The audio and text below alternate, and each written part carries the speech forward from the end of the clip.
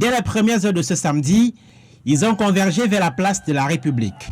À ce lieu symbole de la liberté à Paris, des Camerounais partis de plusieurs pays européens, l'Espagne, la Belgique, l'Allemagne et même l'Amérique, qui brandissent le vert rouge jaune de leur pays d'origine.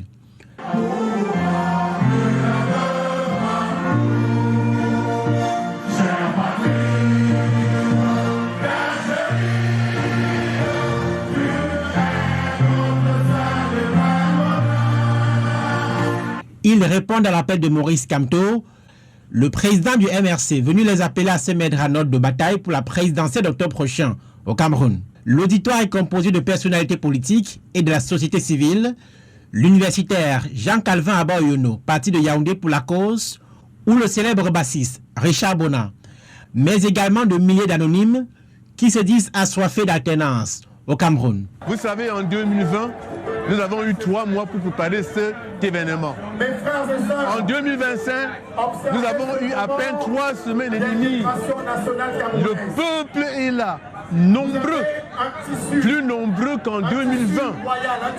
Preuve qu'il est définitivement debout et donne un message fort à nos compatriotes au Cameroun, qu'ils se tiennent désormais debout pour récupérer démocratiquement le mandat que Paul Biya a confisqué.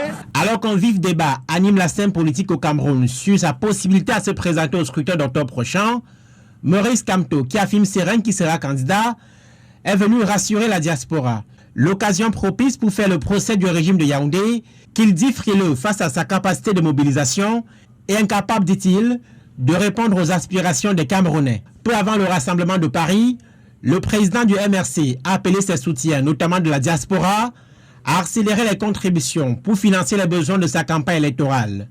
L'opposant espère pouvoir collecter 6 milliards de francs CFA pour la présidentielle, attendue dans 5 mois.